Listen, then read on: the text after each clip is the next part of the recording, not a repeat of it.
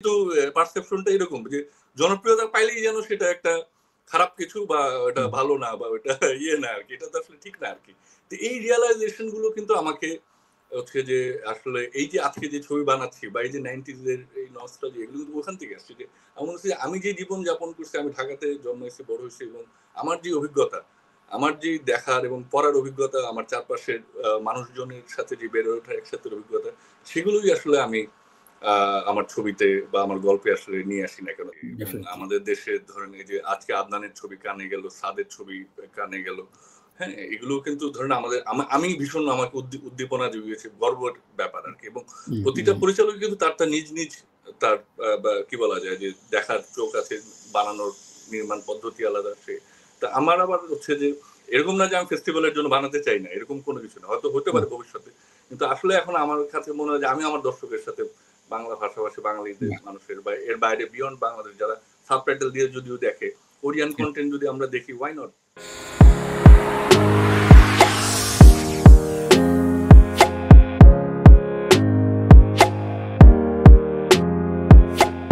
শাকিল ভাই খুব smart producer, কিন্তু ওই ঘুরে ফিরে মনোপলির ভেতরে ঢুকে কিছুদিন জাজ প্রচন্ড ভাবে ঘুরলো, এখন আবার সারে শাকিল, আবার আর এক আকিল আসবে, কিন্তু মানে একসাথে ওই যেটা বললাম যে একসাথে একঝাঁক প্রডিউসার, একঝাঁক পরিচালক যখন একসাথে মার্চ করবে তখন প্রতিযোগিতাটা খুব সুন্দর হয়। আমি আবার একটু উৎসবে ঢুকি। এটাই প্রয়োজন তানভীর ভাই, এই একঝাঁক কথাটা বললেন না ভাই, একঝাঁক প্রডিউসার এবং একঝাঁক পরিচালক, একঝাঁক নতুন অভিনেতা অভিনেত্রী, মানে মাস্ট, ম্যান্ডেটরি, এটা ছাড়া আর কোনো দ্বিতীয় কোনো পথ নাই এখানে।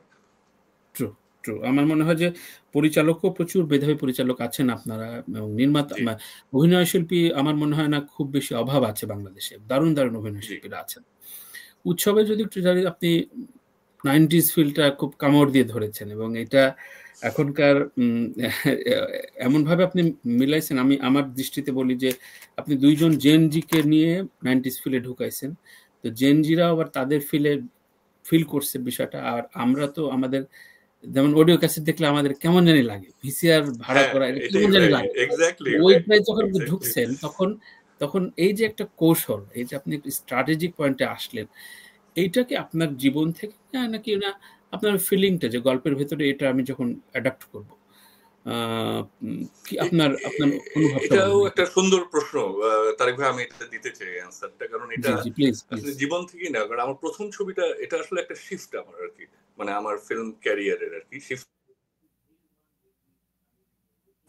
শিফটটা হচ্ছে যে আমি আমার প্রথম ছবিটা ফিরে এসে বেহুলা বানিয়েছিলাম মনসা মঙ্গল থেকে। সেই ছবিটা তো তখন অল্প বয়সে, এটা অত ভালো ছবি হয় নাই, আমি নিজেও মানে যা হয় আর কি ওই বয়সে চেষ্টা করেছি। কিন্তু তখন আমি ছবি কিন্তু বানাতাম আসলে মানে অনেক বেশি আপনার আসলে ইউরোপিয়ান ফিল্মকে অনুসরণ করে বা সেগুলোকেই মানে মাথায় রেখে আর কি একটু আর্ট হাউস ফিল্ম বানানোর চেষ্টা করতাম, মানে সেটাই ছিল নির্মাতাদের শুরুটা বোধহয় ওরকম ফিল থাকে যে হ্যাঁ, আর আমি মাথার মধ্যে ওগুলোই ছিল আর কি। কিন্তু এরপরে 2013 সালের দিকে আসলে আমার প্রথম রিয়ালাইজেশন আছে, আমি ছোটবেলা থেকে সিনেমা দেখতে পছন্দ করি, এবং আমি কিন্তু সব ধরনের সিনেমা দেখি আর কি, মানে সে বাংলা সিনেমা, বলিউডের সিনেমা, হলিউডের সিনেমা, মানে আমার কোনো এগুলো নিয়ে কখনোই কোনো ইয়ে ছিল না আর কি। অনেকে থাকে না বাংলা সিনেমা নাক ছিটকাতে, আমি ওই দলের কখনোই ছিলাম না আর কি, মানে আমি খুবই উপভোগ করতাম বাংলা সিনেমা।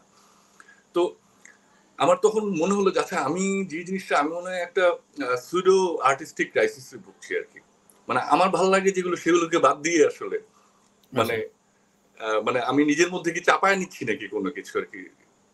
তো তখন আমার কাছে প্রথম মনে হলো যে আচ্ছা, আমার যেটা ভালো লাগে, আমি তো আসলে টার্মিনেটর 2 দেখতে খুব পছন্দ করতাম, বা টাইটানিক দেখতে পছন্দ করতাম, মানে হলিউডের ফিল্ম বা বলিউডের ফিল্ম বা ঢাকার ফিল্ম, হ্যাঁ। তো যেগুলো আমি নিজে পছন্দ করতাম, ওয়াই নট আমি মানে আর সেসব ছবির স্টোরি টেলিং, মানে নির্মাণ সেগুলো অসাধারণ। মানে আমরা তো এখন না বুঝি, একসময় তো ধরেন অল্প বয়সে তো অনেক কিছু থাকতো, হ্যাঁ, আজিজ মার্কেটে গেলে বা ইয়েতে গেলে যে গদার ট্রুফো ছাড়া কথাই নাই আর কি, বার্গম্যান, তারাও অসম্ভব, মানে আমি তাদের খুবই পছন্দ করি, আমি খুবই তাদের অনুসারী একই সাথে। কিন্তু ছবির তো কোনো আসলে এইভাবে আসলে ভাগ করা যায় না আর কি। তো এই জন্যই আমি নিজের ছোটবেলায় আমার খুঁজে পেয়েছি যে আমি যেগুলো করতে পছন্দ করতাম, যে এবং পপুলার কালচারের প্রতি মানুষের একটা ইয়ে থাকে না, যে আচ্ছা যে কোনো কিছু পপুলার হওয়া মানে সেটা নিম্ন শ্রেণীর। হুমায়ুন আহমেদ মাঝারি মানের লেখক, কথার কথা আর কি।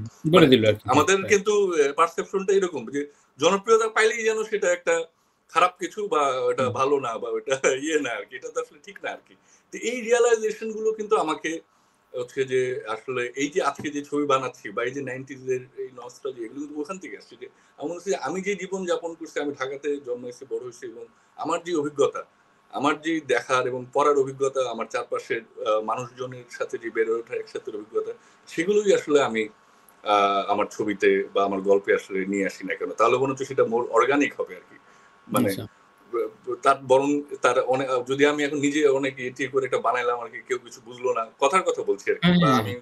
কানেক্ট করতে ব্যর্থ হলাম, হ্যাঁ। আমার মনে হচ্ছে যে ওটা হয়তো আমি না আর কি, আমি না, সেটা রিয়েল আমি না আর কি। আমি আমার রিয়েল আমি কি খুঁজে পেয়েছি, আমি কি চাই, আমি কি ধরনের ছবি বানাতে চাই, সেটা বোধহয় আমি খুঁজে পেয়েছি, এটাই বলবো আচ্ছা, আর আচ্ছা, কি। আচ্ছা। তার মানে আপনি পপ কালচারকে খুবই অ্যাডমায়ার করেন এবং সেভাবে কাজ করার চেষ্টা করেন। তো এই যে ধরেন ব্লকবাস্টার না ফেস্টিভ্যাল বা পুরস্কার না প্রচুর দর্শক ছবিটা দেখলো, এটার একটা চাওয়া থাকে। এটা চাওয়া কোনো অন্যায় না। কেউ যদি অনেক জি, ফেস্টি একদমই না, একদমই না। আপনি আপনি আপনি আসলে কোন ঘরানার নির্মাতা? মানে কোন প্রত্যাশার নির্মাতা আপনি? আপনি ব্লকবাস্টার চান নাকি ফেস্টিভ্যালে না আপনার প্রচুর বিজ্ঞ মনীষীরা আপনার ছবি নিয়ে প্রচুর বলল, কিন্তু আমাদের সবার মাথার উপর দিয়ে যাচ্ছে ছবি গল্পগুলো। কি হয়? হয়তো এগুলা। আর্ট হাউস তো একটা ব্যাপার আছে। ব্লকবাস্টার না আচ্ছা, আ আমার টার্গেট থাকে আসলে বাংলাদেশের বাঙালি দর্শকের জন্যই, মানে বাংলা ভাষাভাষী দর্শকের জন্য বানানো। এটা নিয়ে আসলে ফেস্টিভাল বা এগুলো আসলে আমার মাথাতে মানে আসলে কাজ করে না, বা সেটা এবং এগেইন এর মানে এই না যে যারা মানে প্রত্যেকে তার নিজের ধরন হয়তো বেছে নেবে আরকি। এবং ডেফিনিটলি। আমাদের দেশে ধরেন এই যে আজকে আদনানের ছবি কানে গেল, সাদের ছবি কানে গেল। হ্যাঁ? এগুলোও কিন্তু ধরেন আমাদের আমি ভীষণ আমাকে উদ্দীপনা জুগিয়েছে, গর্বের ব্যাপার আরকি। এবং হুম, প্রতিটা হুম। পরিচালক কিন্তু তার নিজ তার বা কি বলা যায় যে দেখার চোখ আছে, বানানোর নির্মাণ পদ্ধতি আলাদা আছে। তা আমার আবার হচ্ছে যে এরকম না যে আমি ফেস্টিভ্যালের জন্য বানাতে চাই না, এরকম কোনো কিছু না। হয়তো হতে হুম, পারে ভবিষ্যতে। কিন্তু আসলে এখন আমার কাছে মনে হয় যে আমি আমার দর্শকের সাথে, বাংলা ভাষাভাষী বাঙালিদের বাহ! মানুষের বা এর বাইরে বিয়ন্ড বাংলাদেশ যারা সাবটাইটেল দিয়ে যদিও দেখে, কোরিয়ান হ্যাঁ, কনটেন্ট যদি আমরা দেখি, হোয়াই নট? আমাদেরটা আজকে না হোক ৫ বছর পরেও তো দেখতেও তো পারে। হুম, মানে হুম, সেই সেই জায়গাটা, এবং আমার মনে হয় যে আমার ছবি আমরা আসলে কিভাবে আরো গ্লোবাল হতে পারি, শুধু বাংলাদেশের দর্শক না আরকি। আ হুম, হুম, মানে হুম, সেইটার দিকেই আসলে আমাদের এখন, এবং সেই সুযোগ আছে। আজকে নুহাস দেখেন হলিউডের আপনার সুযোগ পেয়েছে বা সেখানে কাজ করার হয়তো সামনে করতেও তো মানে এই যে এই ব্যাপারটা আরকি, মানে বা আজকে আদনানের ছবি কানে পুরস্কার পাচ্ছে, সাদ তো আছেই আমাদের মহা ট্যালেন্টেড ডাইরেক্টর। তো এগুলো আমার কাছে মনে হয় খুবই গুড সাইন, এবং ছবি বিভিন্ন ধরনের হবে। মানে কমার্শিয়াল ফিল্ম হবে, মিডল ফিল্ম হবে, আর্ট হাউস ফিল্ম হবে, বা ফেস্টিভ্যালের জন্য ছবি হবে, সিরিয়াস ফিল্ম হবে, এবং সব ছবিরই আমি মনে করি দর্শক আছে। হয়তো কম আর বেশি। আপনাকে কিন্তু আপনার দর্শককে চিনে নিতে হবে। মানে আগে রাইট। জেনে নিতে হবে যে আমি কার জন্য বানাচ্ছি। আমি হুম, যেমন হুম। উৎসব বানিয়েছি, আমি জানি যে আমি মধ্যবিত্তের জন্য বানিয়েছি। Urban middle class mostly.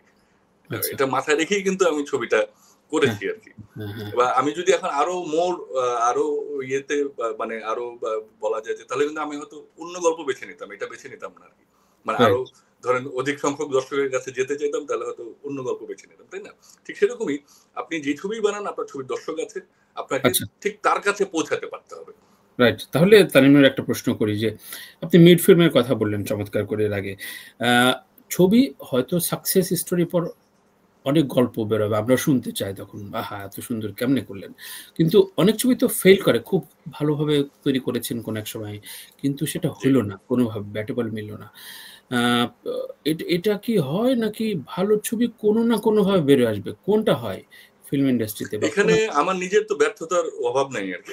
মানে আমি নিজে আবার আমি কত আপনার প্রজেক্ট মিক্সড আছে, ধরেন, মিক্সড আপনার জি, যে ক্যারিয়ার হ্যাঁ, আমার তো কত এরকম অভিজ্ঞতা হয়েছে, মন হ্যাঁ, খারাপ হইছে। হ্যাঁ, প্রাথমিকভাবে মনে হচ্ছে যে ইস! দর্শক বুঝলো না এটা। কিন্তু এখন কিন্তু আমি বুঝি ভাই যে আসলে এটা অনেক আগেই সেই ধারণাটা আমার ভেঙে গেছে। যে দর্শক যদি কোন কিছু পছন্দ না করে, তার মানে সেখানে আমাকে খুঁজতে হবে কি ভুল হয়েছিল আমার? কেন করেনি দর্শক?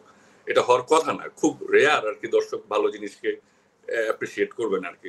২-৪ বার হতে পারে ব্যতিক্রম। এরকম হয়েছে পৃথিবীতে, হয়তো কোন উপন্যাস বা গল্প বা কোন সিনেমা তার সময়ে রিকগনিশন পায় নাই, ১০ বছর পরে গিয়ে পেয়েছে। এরকম হয় নাই যে তা না। কিন্তু প্রাথমিকভাবে আমার মনে হয় যে দর্শকের মানে না দেখলে আসলে আমাদের নিজেদের ভুলগুলো কিন্তু খুঁজে বের করি। আমি একদম তাই করি। আমার যেগুলো প্রজেক্ট গুলো আমার ব্যর্থ হয়েছে, আমি সেগুলো থেকে শেখার চেষ্টা করেছি। এবং এখনো যে সমালোচনা হয়, আমার ছবি নিয়ে সমালোচনা কেন করবে না? আমি তো আর স্পিলবার্গ না আরকি। আর বিরাট কোন নির্মাতা না। আমরা শিখছি মাত্র। তো ভুল হ্যাঁ। ত্রুটি তো থাকবেই।